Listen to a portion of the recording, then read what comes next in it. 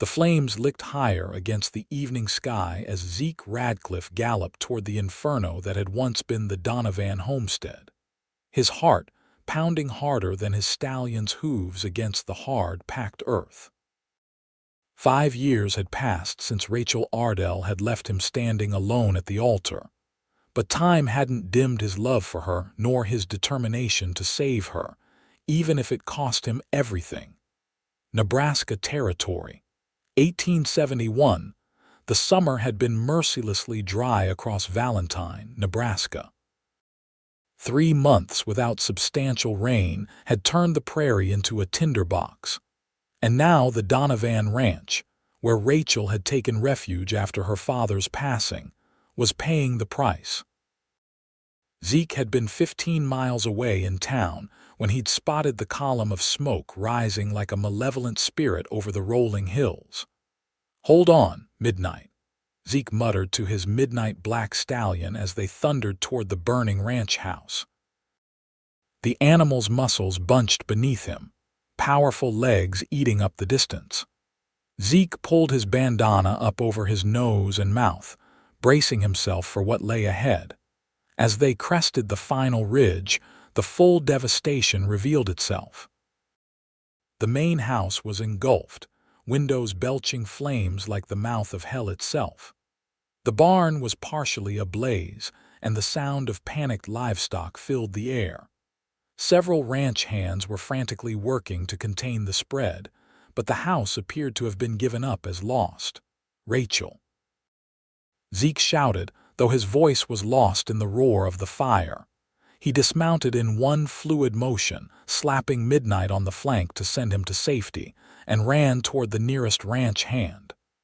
"Where is she?" Zeke demanded, grabbing the man's shoulder. The soot-covered man turned, eyes wide with recognition. "Zeke, she's still inside. We tried to get in, but the front's completely gone. Mr. Donovan made it out with his wife and boys, but Miss Ardell was in the back bedroom when it started." Without hesitation, Zeke sprinted toward the burning structure, ignoring the shouts behind him. The heat slammed against him like a physical force, driving the air from his lungs, but he pushed forward. The side of the house was less consumed, and he spotted a window that might give him access. Zeke grabbed a discarded horse blanket, soaked it in the water trough, and wrapped it around his shoulders. With one final breath of relatively clean air, he kicked in the window and hauled himself through. Inside, the smoke was so thick he could barely see his hand in front of his face. The roar of the fire was deafening, punctuated by the ominous cracking of support beams. Dropping to his knees where the air was marginally clearer, he crawled forward, calling Rachel's name. The heat was unbearable, his skin feeling as though it might blister at any moment. Sweat poured down his face, mingling with soot and stinging his eyes. A beam crashed down mere feet from him, sending up a shower of embers. "Rachel!" he shouted again, pushing deeper into the inferno. A faint sound caught his attention, not a voice, but the sound of coughing. Following it, Zeke found himself at a bedroom door. It was shut, which might have bought her precious time. He pressed his hand against it, feeling for heat, then shouldered it open when it didn't seem too hot. The smoke wasn't as thick in here, and he could make out a figure slumped by the far wall. Rachel lay unconscious, her face pale beneath a layer of soot, her chestnut hair fanned out around her head like a halo. "Rachel," he breathed, crawling to her side. He pressed his fingers to her neck, relief flooding through him when he felt a pulse. "I've got you now." Zeke scooped her into his arms, cradling her against his chest. She was lighter than he remembered, but the weight of their shared history pressed down on him as heavily as ever. 5 years ago, she'd shattered his heart when she'd fled their wedding, leaving only a hastily written note explaining she wasn't ready, that she needed to find herself before she could be his wife. Now, as the building creaked and groaned around them, none of that mattered. The way they'd come in was no longer an option. Flames had engulfed that section of the house. Zeke looked around desperately, spotting a window on the opposite wall. Clutching Rachel tighter, he staggered toward it, the floor threatening to give way with each step. With one arm, he smashed the glass with his elbow, cleared the frame of jagged shards, and looked out. They were on the second floor, with a drop that would likely break bones if they jumped. The roof above them gave an ominous crack. They were out of options. Holding Rachel securely, Zeke climbed onto the windowsill. Below was a sloped porch roof about 8 feet down. If they could land on that, they might slide to the edge and drop the remaining distance safely. "Here goes nothing," he muttered and jumped. They hit the porch roof hard, the impact sending pain shooting through Zeke's legs. As he'd hoped, they slid down the incline, but faster than anticipated. They shot off the edge, and Zeke twisted in mid-air, taking the brunt of the fall on his back and shoulder to protect Rachel. The landing knocked the wind from his lungs, and for a terrifying moment, he couldn't breathe. But Rachel was safe in his arms, and that was all that mattered. Ranch hands rushed toward them, helping them away from the burning building just as the section they'd been in collapsed with a thunderous roar.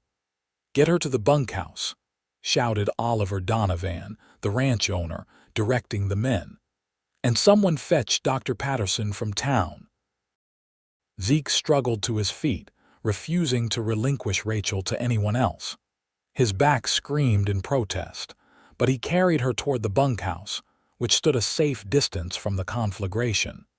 Inside, he gently laid her on an empty bunk.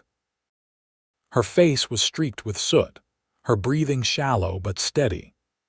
A ranch hand's wife brought water and clean cloths, and Zeke tenderly began to clean Rachel's face, his calloused hands moving with unexpected gentleness. As he wiped away the grime, her features came into sharper focus: the high cheekbones, the delicate curve of her jaw, the long eyelashes that had once fluttered against his cheek when they kissed. She was older now, 24 to his 27, but still the most beautiful woman he'd ever seen.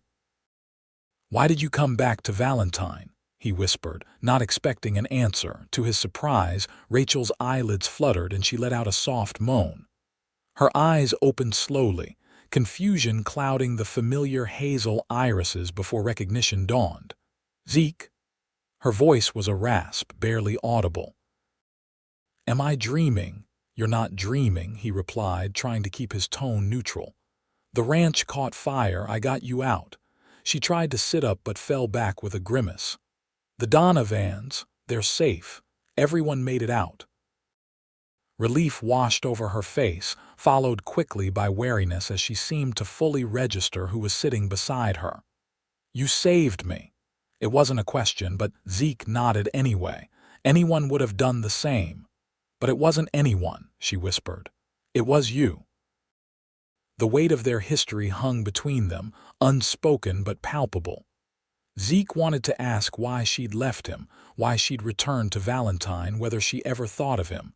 But now wasn't the time. "You should rest," he said, standing up. "The doctor's on his way. Don't go." Her hand shot out, catching his wrist with surprising strength. "Please." Something in her eyes made it impossible to refuse. Zeke settled back onto the edge of the bunk and Rachel's grip relaxed, though she didn't let go completely. "I never thought I'd see you again," she admitted softly. "Not after the way I left." "Neither did I," Zeke replied honestly, "but Valentine's a small town." "I didn't know you were still here. I thought," she broke off, coughing harshly. Zeke helped her sit up slightly, offering her water. After she'd sipped some, he eased her back down. "What did you think, Rachel? I thought you'd have moved on by now, found someone else." The bitter laugh escaped before he could stop it. "Seems like eligible women aren't exactly lining up to court the man famously left at the altar." Pain flickered across her face. "I'm sorry, Zeke. For what it's worth, I've regretted it every day since."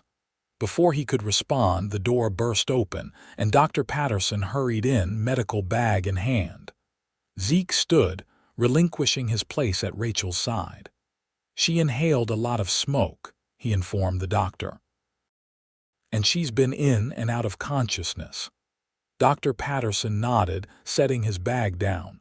"I'll take care of her, Zeke. You should let someone look at those burns on your arms." For the first time, Zeke noticed the angry red patches on his forearms where the wet blanket had slipped during the rescue. Now that his attention was drawn to them, the pain flared up, sharp and insistent. "I'm fine," he said automatically. "Zeke, please," Rachel said, her voice stronger than before. "Let someone tend to you. I couldn't bear it if you were hurt because of me. Not again." The double meaning in her words wasn't lost on him. With a curt nod, he stepped outside where Mrs. Donovan was organizing the relief efforts. "Mr. Radcliff, let me see those arms," she said, guiding him to a barrel where she'd set up a makeshift first aid station. As she applied salve to his burns, she spoke softly. "That was a brave thing you did, going in after her like that." "Didn't think about it," Zeke admitted. "Just acted." "Some would say that's the definition of true love," Mrs. Donovan observed, wrapping clean bandages around his forearms. "Running into a fire without a second thought." Zeke didn't reply. What could he say? That despite everything, he'd never stopped loving Rachel. That seeing her again had ripped open wounds he'd thought long healed. "She came back 2 weeks ago," Mrs. Donovan continued, seemingly unperturbed by his silence. "Her father had passed, and she had nowhere else to go. Oliver offered her a place to stay until she got back on her feet. She's been helping with the children and the household accounts." Zeke hadn't known about her father's passing. Last he'd heard, Rachel had been living with him in St. Louis after leaving Valentine and Zeke behind. "I'm sorry to hear about her father," he said finally. "Life has a way of coming full circle, doesn't it?" Mrs. Donovan mused, tying off the last bandage. "There, that should do for now, but you'll want to have the doctor check them properly when he's done with Rachel." Zeke thanked her and moved away, unsure what to do with himself. The fire at the main house was finally being brought under control, but it was clear the structure was a total loss. Ranch hands were erecting temporary shelters for the displaced family, and neighbors who'd seen the smoke were arriving with supplies and offers of assistance. He should leave. There was nothing more he could do here, and seeing Rachel again was stirring up feelings he'd worked hard to bury. But something kept him rooted to the spot, unwilling to ride away while she was still in danger. Dr. Patterson emerged from the bunkhouse an hour later, looking tired but not overly concerned. "She's going to be all right," he assured Zeke, who hadn't realized he was holding his breath until that moment. "Smoke inhalation is my main concern, and she has some minor burns, but she was fortunate." Another few minutes in that inferno. He let the thought hang unfinished. "Can I see her?" Zeke asked, then immediately felt foolish. What claim did he have on her now? The doctor gave him an appraising look. "She's asking for you, actually, but keep it brief. She needs rest." Heart hammering, Zeke returned to the bunkhouse. Rachel was sitting up now, her hair combed back and her face cleaned of soot. She looked pale and fragile, but undeniably alive. "The doctor says you're going to be fine," he said, hovering awkwardly near the door. "Thanks to you." She patted the edge of the bunk, inviting him to sit. After a moment's hesitation, he did. "Zeke, I don't even know how to begin to thank you. You don't need to thank me." "Yes, I do." Her hand found his, her touch sending an unwelcome jolt through him. "You could have died in there. Why would you risk your life for me after what I did to you?" The question hung between them, demanding an answer he wasn't ready to give. Instead, he deflected. "How long are you staying in Valentine?" Rachel's expression suggested she recognized the evasion but was willing to let it pass. I don't know. I came back to settle my father's affairs and, well, to face some things I've been running from. Their eyes met, and the unspoken meaning was clear. Mrs. Donovan mentioned your father passed. I'm sorry, Rachel. Thank you, she squeezed his hand. It was sudden his heart. One day he was fine, the next. She trailed off, grief etching lines around her eyes that hadn't been there 5 years ago. I should let you rest, Zeke said, making to stand, but Rachel didn't release his hand. Will you come back? The vulnerability in her voice caught him off guard. Tomorrow, maybe. He knew he should refuse. Nothing good could come from reopening old wounds. But looking into her eyes, he found himself nodding. I'll come by in the morning. Relief washed over her face. Thank you, Zeke, for everything. As he walked outside, the night air cool against his skin after the heat of the fire, Zeke knew he was playing with a different kind of fire now, one that could burn him just as badly as the one he'd charged into earlier. But like earlier, he found himself unable to turn away. Dawn broke clear and bright over Valentine, with no trace of the previous night's drama save for the acrid smell of smoke that lingered in the air, and the blackened ruin where the Donovan house had stood. Zeke had spent a restless night at his own small ranch a few miles away, his sleep interrupted by vivid dreams of fire and of Rachel. True to his word, he rode back to the Donovan property in the morning, bringing with him supplies from town and a change of clothes for Rachel that Mrs. Patterson, the doctor's wife, had hastily put together. The ranch was a hive of activity when he arrived. Neighbors had come from miles around to help clear debris and start planning for rebuilding. The Donovans were well liked in the community, known for their generosity and fair dealings. Zeke found Rachel sitting on the porch of the bunkhouse, wrapped in a blanket despite the warmth of the morning. She looked better than she had the night before. Some color returned to her cheeks, though her breathing still sounded labored to his concerned ear. Morning, he said, dismounting and approaching with the bundle of clothes. Mrs. Patterson sent these for you. That's kind of her, Rachel replied, accepting the package, and kind of you to bring them. An awkward silence fell between them, 5 years of distance, and hurt making small talk impossible. Finally, Zeke gestured to the charred remains of the house. They're already talking about rebuilding. Oliver's got half the county here helping. Rachel nodded, her gaze following his. The Donovans have been good to me, offering me a place to stay when I had nowhere else to go. What happened in St. Louis? Zeke asked, the question escaping before he could think better of it. She sighed, pulling the blanket tighter around her shoulders. After Father died, I discovered he'd been gambling heavily. The house, his business, everything was mortgaged to the hilt. There was nothing left after the creditors took their due. A bitter smile twisted her lips. Turns out I was even more of a fool than I thought, leaving security behind for a life that was built on quicksand.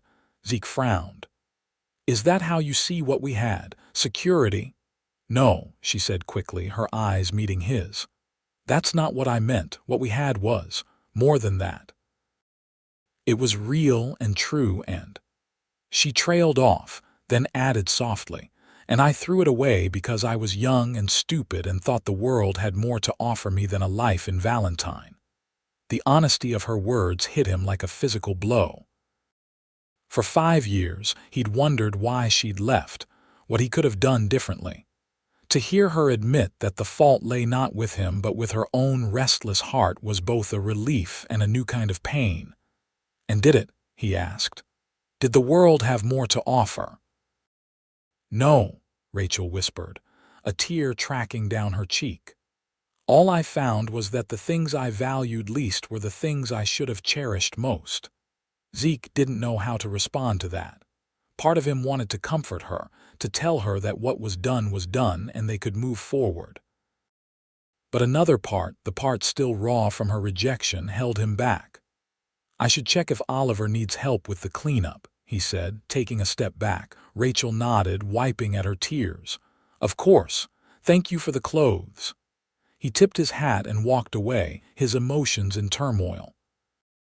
It would be so easy to fall back into old patterns with her, to let the love that had never truly died flare back to life. But could he trust her not to break his heart a second time? The next few days fell into a pattern. Zeke would come to the Donovan ranch in the morning, help with the rebuilding efforts, and inevitably find himself spending time with Rachel as she recovered. Her health improved rapidly, and soon she was helping Mrs. Donovan with the meals for the workers and keeping the younger Donovan children occupied. They talked more easily now, mostly about safe topics: the rebuilding progress, news from town, memories of shared childhood experiences before they'd become sweethearts.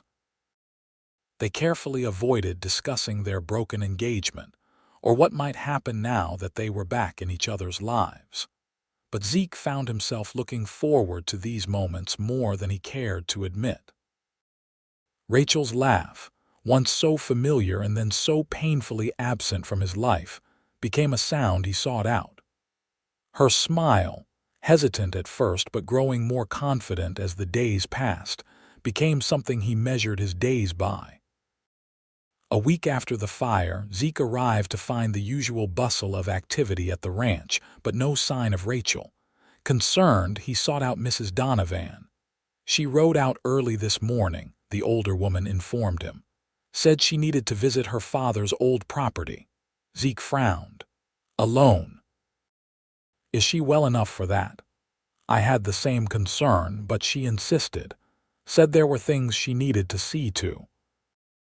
The Ardell property lay abandoned on the other side of Valentine, a small but once prosperous cattle ranch that had fallen into disrepair in recent years, as Rachel's father spent more time in St. Louis. Zeke had ridden past it occasionally, but had avoided looking too closely, the memories too painful. I think I'll ride out and check on her, he said, trying to sound casual, just to make sure she's all right. Mrs. Donovan gave him a knowing look but merely nodded. I think that would be wise. The ride to the Ardell ranch took Zeke through Valentine proper, a town that had grown considerably in the past 5 years. What had once been little more than a trading post with a saloon and a general store now boasted a proper main street with a hotel, a bank, and even a milliner's shop. The railroad had come through 3 years ago, bringing with it prosperity and new settlers. As he passed the white clapboard church where he and Rachel were to have been married, Zeke couldn't help but remember that day. He'd stood at the altar, watching the door, certain she was just running late. The whispers had started after 20 minutes. After an hour, her father had arrived, grim-faced, with the note she'd left. Zeke had read it there in front of everyone, the words blurring as his world collapsed. I can't do this. I'm not ready. I need to find myself before I can be your wife. Please forgive me someday. He'd gotten drunk for the first time in his life that night and had stayed that way for nearly a week afterward. If not for his foreman, Frank, who'd pulled him out of his stupor and reminded him he had a ranch to run and men depending on him for their livelihoods, Zeke might have continued his downward spiral. Shaking off the memories, Zeke urged midnight faster. The Ardell ranch came into view, looking even more dilapidated than he'd imagined. The fences were broken in places, the barn roof had collapsed on one side, and the main house looked like it hadn't seen fresh paint in a decade. Rachel's horse was tethered outside, and Zeke found her sitting on the porch steps staring out at the overgrown pastures. She looked up at the sound of his approach, and he was startled to see she'd been crying. Zeke, what are you doing here? He dismounted, tying Midnight beside her horse. Mrs. Donovan mentioned you'd ridden out here. I wanted to make sure you were all right. I'm fine, she said automatically, then sighed. No, that's not true. I'm not fine at all. Zeke sat down beside her on the steps, careful to maintain a respectful distance. "Want to talk about it?"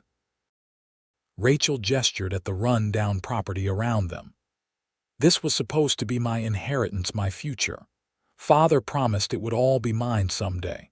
It was the other reason I ran, you know, not just youthful restlessness, though there was plenty of that. Father filled my head with grand plans for this place, for the life we'd build here when he retired from business." Zeke remained silent, letting her continue. "But it was all a lie. He'd mortgaged this place to the hilt years ago, used the money for his business ventures in St. Louis, which were themselves built on borrowed money and false promises." She laughed bitterly. "I gave up a life with a good, honest man for empty dreams and a father who couldn't face his own failures." "I'm sorry, Rachel," Zeke said softly. "I didn't know. How could you? I never told you." "I was too proud, too ashamed." She turned to face him, her eyes red-rimmed but clear. "The bank owns this place now.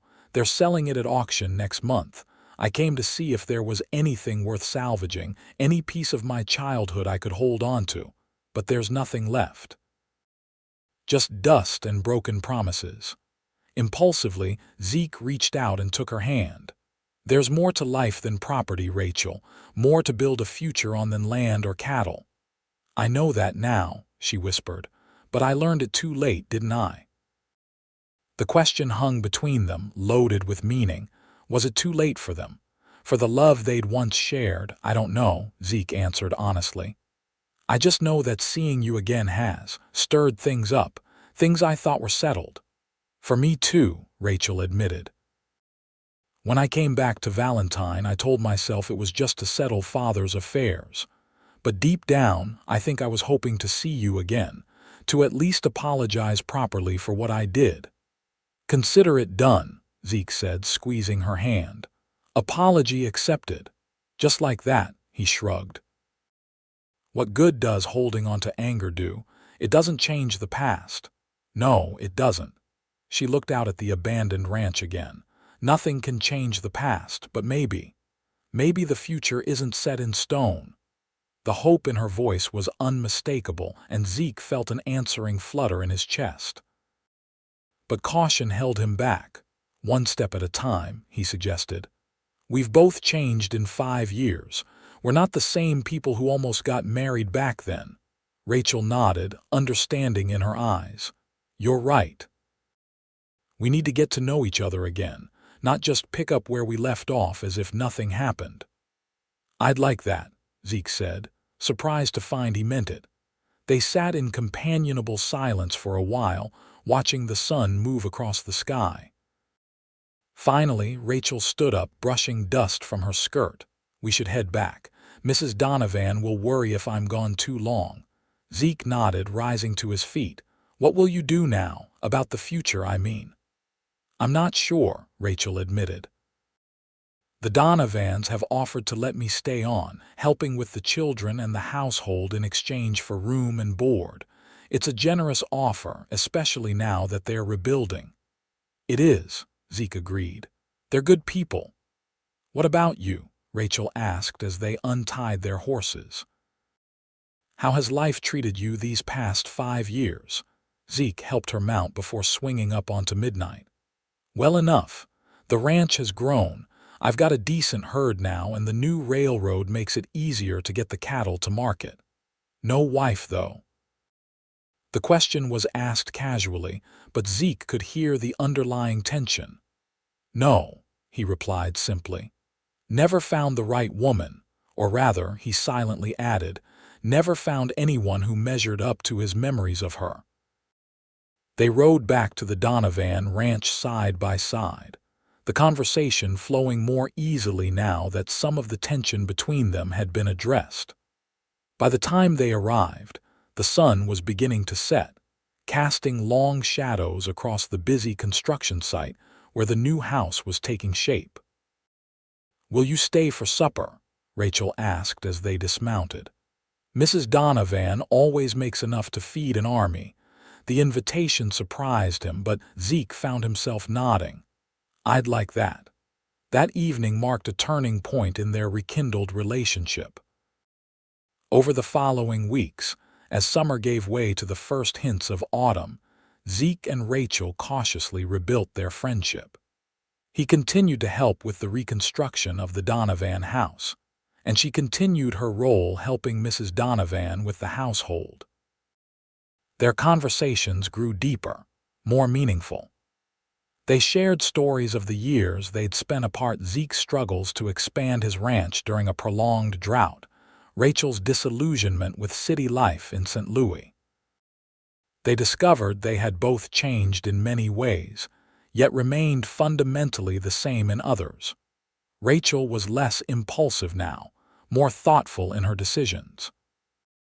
The headstrong girl who had fled her wedding had matured into a woman who understood the value of commitment and the weight of consequences. Zeke, for his part, had grown more confident in himself and his abilities. The devastated young man she'd left behind had become a respected rancher with a solid reputation throughout the county. As October painted the Nebraska landscape in golds and reds, the new Donovan house was completed enough to be habitable, though finishing touches would continue through the winter. The family moved in with much celebration, grateful to leave the cramped bunkhouse behind. Rachel was given a small room of her own in the new house, a significant improvement over the corner of the bunkhouse that had been curtained off for her privacy. The night after the move, Zeke rode out to the ranch for supper, as had become his custom several nights a week. After the meal, while the Donovan children were being put to bed, and Mr. and Mrs. Donovan sat with their account books by the fire, Zeke and Rachel slipped outside to enjoy the crisp evening air. "It's a fine house," Zeke observed, looking up at the sturdy two-story structure. "Oliver did well to get it built before winter." "He couldn't have done it without all the help," Rachel replied, wrapping her shawl tighter against the evening chill. "Especially yours." Zeke shrugged off the compliment. "Neighbors help neighbors. That's how it's always been out here." "Even when the neighbor is housing your former fiancé?" Rachel asked, a hint of teasing in her voice. "Even then," Zeke affirmed, smiling down at her. In the moonlight, with her hair loose around her shoulders and her eyes reflecting the stars above, she looked heartbreakingly beautiful. "Rachel, I've been meaning to ask you something." Her expression grew serious. "What is it?" "The harvest dance is next weekend in town. I was wondering if you might like to attend. With me." The invitation hung between them, weighted with significance. The harvest dance wasn't just any social gathering, it was one of the biggest events of the year in Valentine, where couples often announced engagements or intentions to court. Rachel's eyes widened slightly. "Are you asking to court me, Zeke Radcliff?" "I suppose I am," he admitted, suddenly feeling as nervous as a schoolboy. "Though it seems strange to ask permission to court a woman I was once engaged to marry." "Not strange," Rachel countered softly. "Respectful. And yes, I would very much like to attend the harvest dance with you." Relief and joy washed through him. "I'll pick you up at 6 then." She reached out, her fingers intertwining with his. "Zeke, I know we've been taking things slow and I appreciate that more than I can say, but I want you to know that She paused, seeming to search for the right words. "I never stopped loving you. Even when I ran, it wasn't because I didn't love you. It was because I was afraid that love wasn't enough, that I would somehow end up trapped in a life I hadn't chosen." "And now?" Zeke asked, his heart pounding. "Now I know that love is the only thing that matters. That a life with you in Valentine or anywhere else would never feel like a trap." Her eyes shone with unshed tears. "I just hope I haven't realized it too late." Zeke gently pulled her closer, one hand coming up to cup her cheek. "Not too late," he murmured. "Just in time."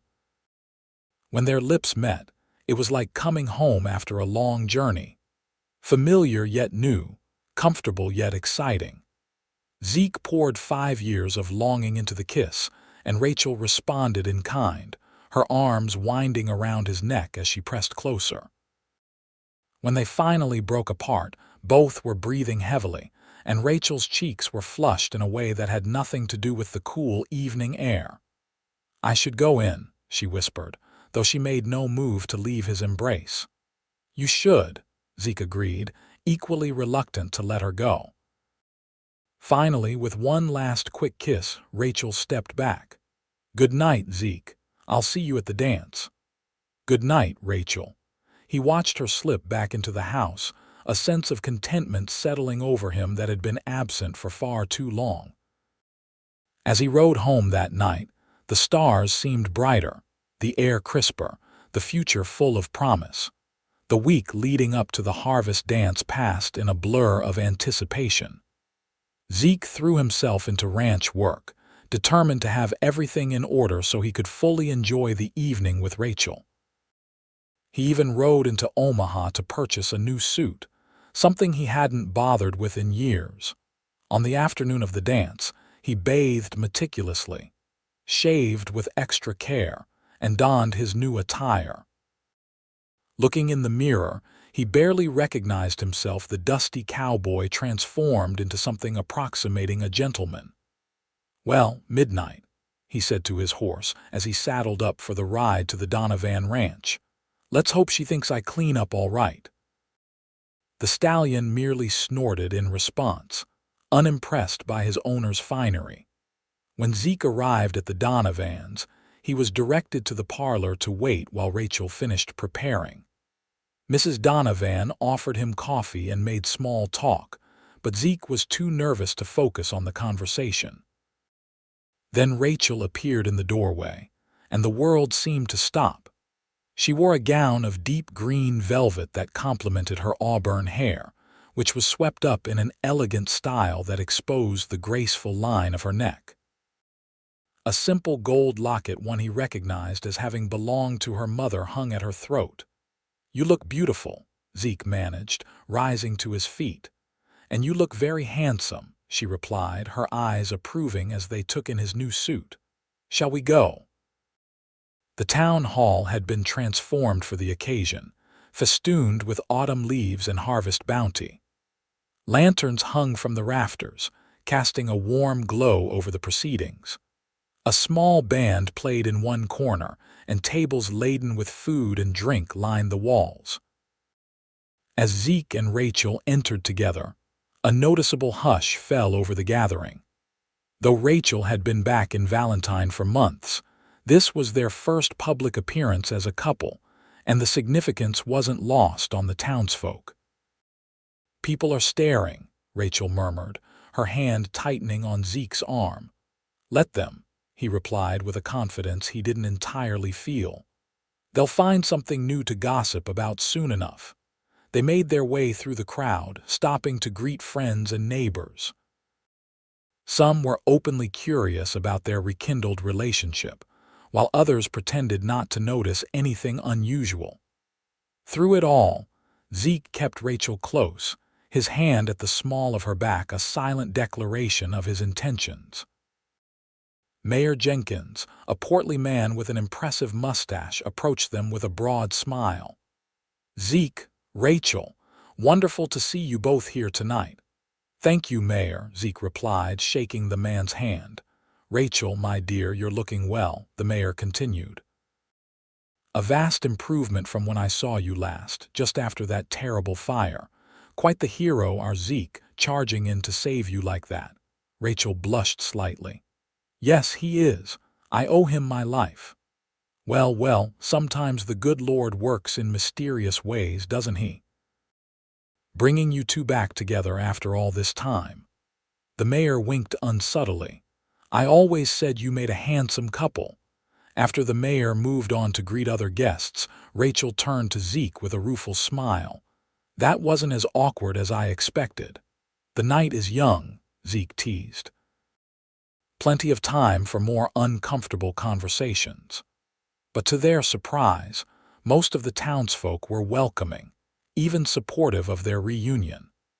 It seemed that 5 years had dulled the scandal of their broken engagement, and people were genuinely happy to see them together again. As the evening progressed, they danced, ate, and mingled with the other guests. Zeke found himself more relaxed than he'd been at a social gathering in years, Rachel's presence at his side feeling right in a way he hadn't dared to hope for again. During a lull in the dancing, while Rachel was speaking with some of the Donovan children who had accompanied their parents to the event, Zeke stepped outside for a breath of fresh air.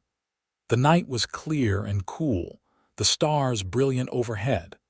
Quite a turn of events, wouldn't you say? Zeke turned to find Frank Mitchell, his foreman and closest friend, leaning against the wall of the town hall smoking a cigar. "What do you mean?" Zeke asked, though he knew perfectly well Frank gave him a knowing look. "You and Miss Ardell, back together after all this time." "After all the whiskey you drank when she left," Zeke winced at the reminder. "People change, Frank." "That they do," the foreman agreed. "The question is, has she changed enough, or are you setting yourself up for another fall?" The question stung, but Zeke couldn't deny he'd asked himself the same thing. "I believe in her," he said finally. "In us." Frank studied him for a moment, then nodded. "Then that's good enough for me." He clapped Zeke on the shoulder. "Just be careful with that heart of yours, boss. It's the only one you've got." With that, Frank stubbed out his cigar and headed back inside, leaving Zeke alone with his thoughts. Was he being a fool, trusting Rachel again? Could people truly change that fundamentally? As if summoned by his doubts, Rachel appeared in the doorway, her face concerned. "Everything all right out here?" Zeke forced a smile. "Just getting some air. It's a bit warm inside." She came to stand beside him, her arm brushing against his. "It's a beautiful night." "It is," he agreed, looking up at the stars. "Rachel, can I ask you something?" "Of course." "How do I know you won't run again?" The question came out more bluntly than he'd intended, but now that it was said, he couldn't take it back. Rachel was silent for a long moment, and Zeke feared he'd ruined the evening. But when she finally spoke, her voice was steady and certain. "Because I've seen what lies beyond Valentine and found it wanting. Because I've learned that what matters isn't where you are, but who you're with. Because I've experienced the pain of living without you, and I never want to feel that again." She turned to face him fully. "I can't promise we won't face challenges, Zeke, but I can promise that I won't run from them or from you ever again." The sincerity in her eyes was unmistakable, and Zeke felt the last of his doubts melting away. He pulled her into his arms, holding her close. "That's all I needed to hear," he murmured against her hair. They rejoined the dance soon after, and when the band struck up a waltz, Zeke led Rachel onto the floor. As they moved together in perfect harmony, it felt as though the years apart had been nothing more than a brief interruption in a love story that was always meant to continue. Later that night, as Zeke escorted Rachel home to the Donovan ranch, a comfortable silence settled between them. The future, which had seemed so uncertain just months ago, now stretched before them full of possibilities. At the door, Rachel turned to him, her face serene in the moonlight. "Thank you for tonight, Zeke. I can't remember when I last enjoyed myself so much." "The pleasure was mine," he replied, taking her hand and raising it to his lips. "May I call on you tomorrow? I'd be disappointed if you didn't." The weeks that followed the harvest dance were some of the happiest of Zeke's life. He and Rachel fell into a comfortable routine, with Zeke riding out to the Donovan ranch nearly every day. Sometimes they would ride together, exploring the countryside and talking for hours. Other times, Zeke would help with work around the ranch while Rachel attended to her duties with the Donovan household. As November deepened toward winter, their relationship grew stronger. They spoke openly about the past, addressing the hurts and misunderstandings that had led to their broken engagement. Rachel shared more details about her life in St. Louis. The gradual disillusionment as she realized her father's promises were built on sand, and the loneliness she'd felt away from Valentine and Zeke. "I wrote so many letters to you," she confessed one afternoon as they sat by the creek that marked the boundary between the Donovan property and Zeke's ranch. Pages and pages explaining, apologizing, begging for another chance, but I never sent them. "Why not?" Zeke asked, genuinely curious. Rachel sighed, tossing a pebble into the water. "Pride at first, then fear that you'd reject me, and finally, the belief that you deserved better than a woman who ran when things got difficult." Zeke considered this. "I was angry for a long time," he admitted, "hurt beyond words. But even at my angriest, if you'd reached out, I would have listened." "And now," she asked softly, "have you forgiven me completely?" He took her hand, intertwining their fingers. "Yes, the past is the past, Rachel. What matters is where we go from here." Where they were going became increasingly clear as November turned to December.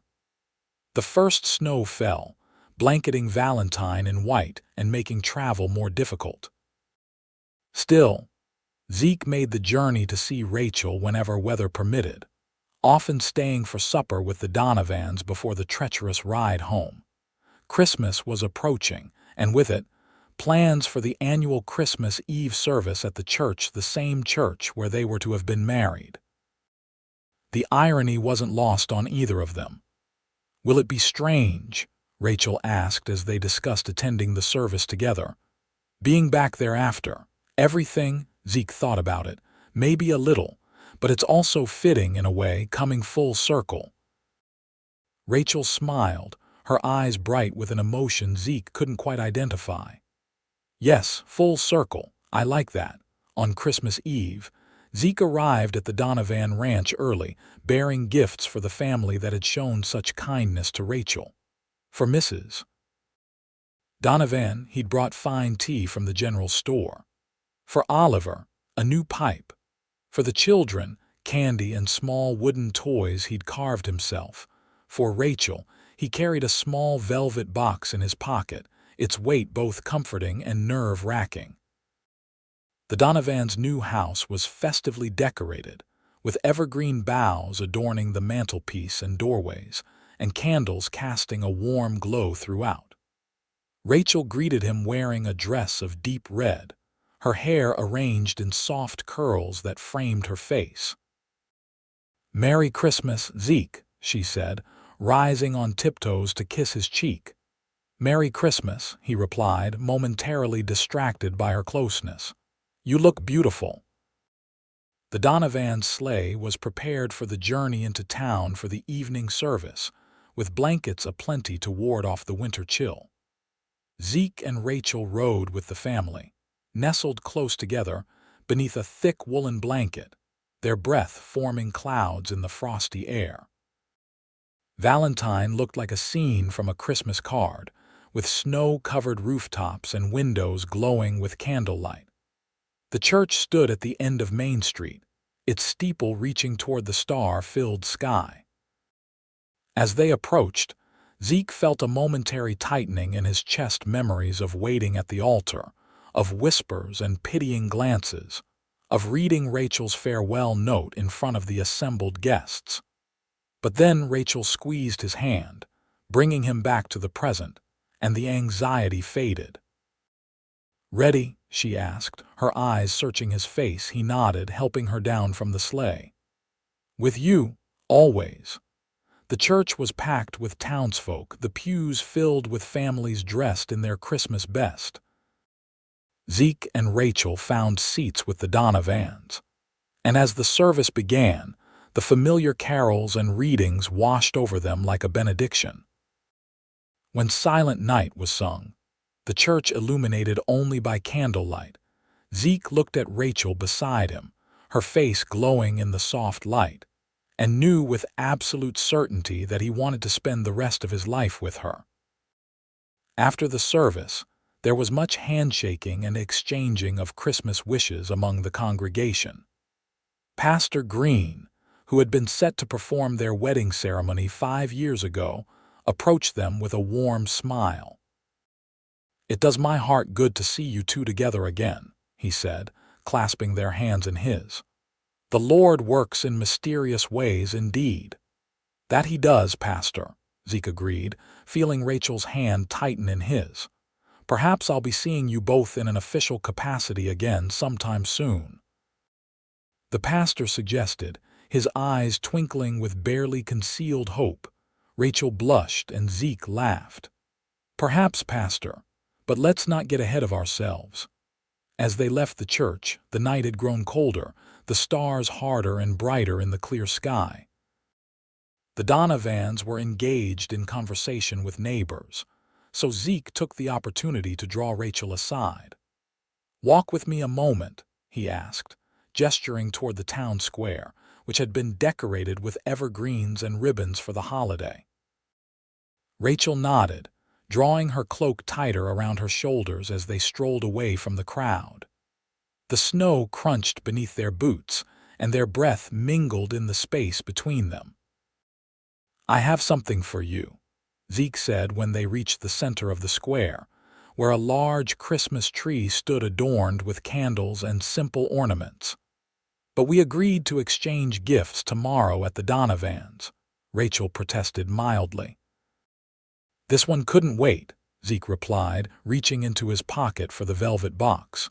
His heart pounded so loudly he was sure she must hear it. Rachel's eyes widened as he held out the box, understanding dawning on her face. "Zeke," he took a deep breath. "5 years ago, I thought my life was set. I had a ranch, a bride-to-be, a future mapped out. When you left, all those plans crumbled, and I had to rebuild from the ground up." Rachel's eyes glistened with unshed tears, but he pressed on.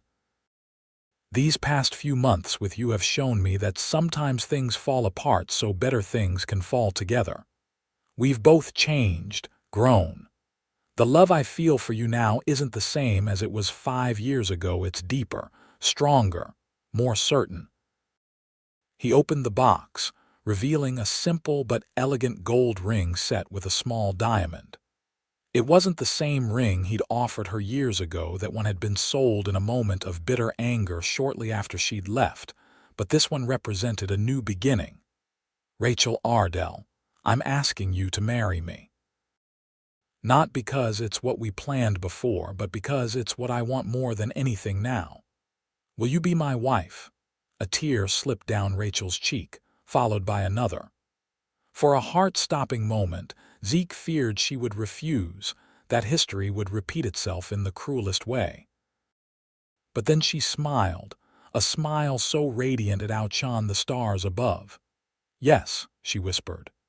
"Yes, Zeke Radcliff, I will marry you."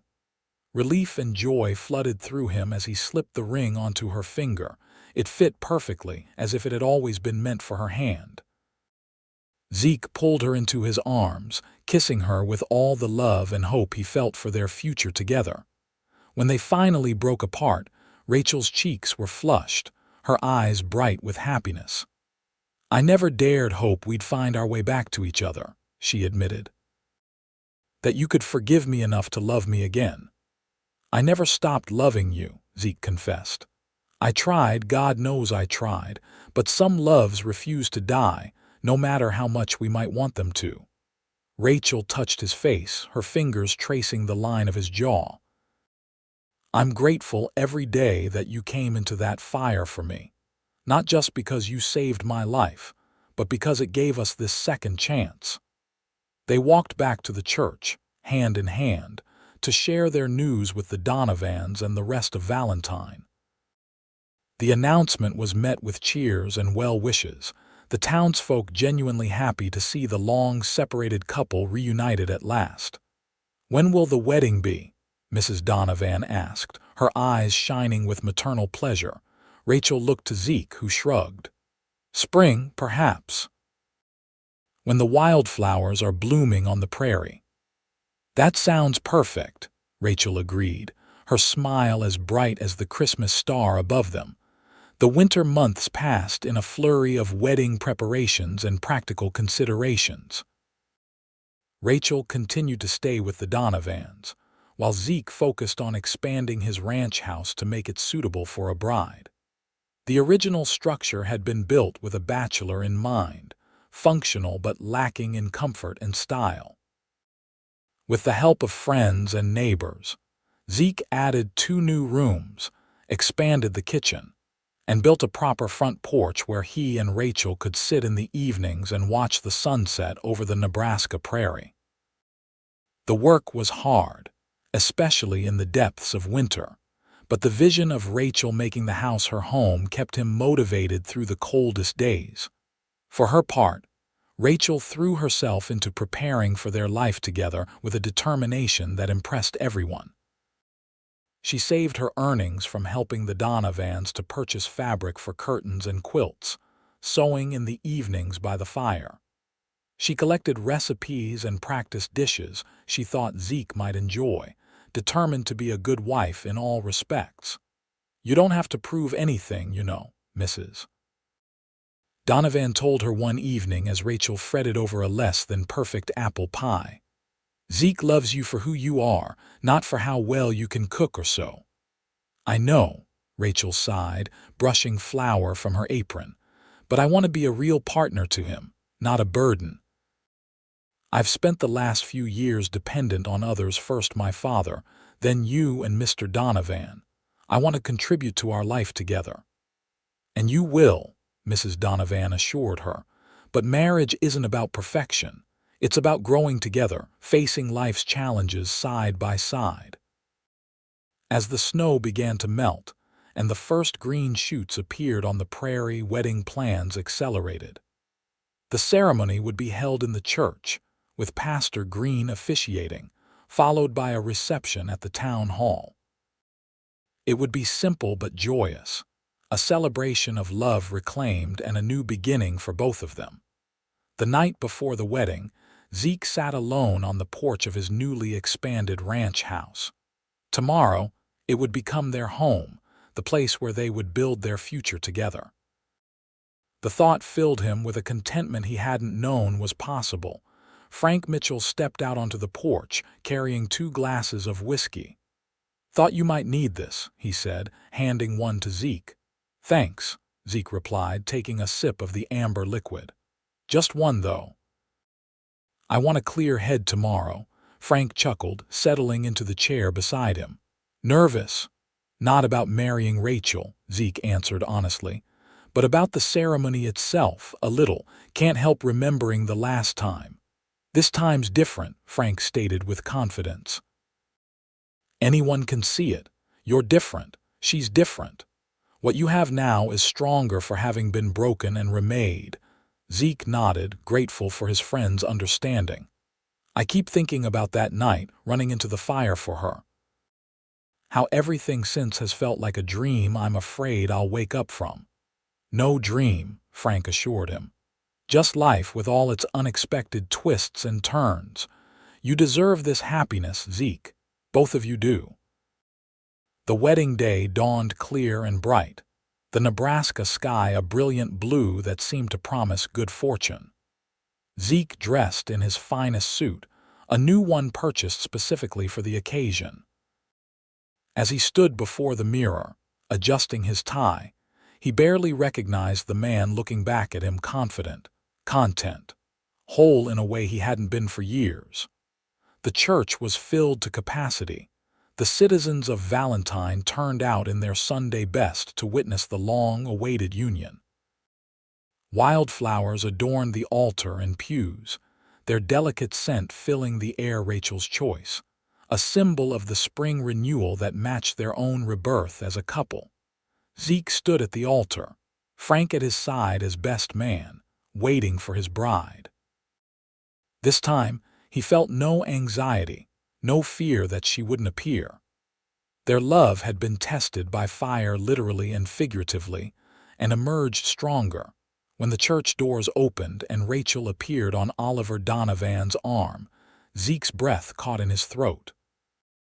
She wore a gown of ivory satin, simple yet elegant, her hair crowned with a wreath of prairie wildflowers. She looked like spring personified, a vision of new beginnings. Their eyes met across the church, and everything else faded away: the assembled guests, the nervous anticipation, the echoes of the past. There was only Rachel, walking toward him with love shining in her eyes and the promise of the future they would build together.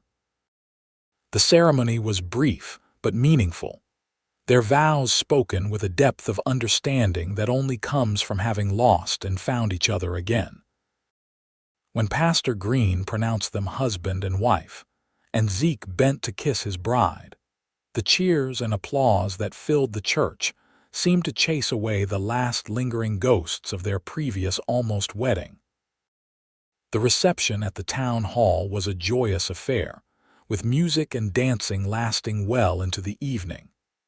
Rachel danced with Oliver Donovan, who had become like a second father to her, while Zeke partnered with Mrs. Donovan, thanking her for taking Rachel in when she had nowhere else to go.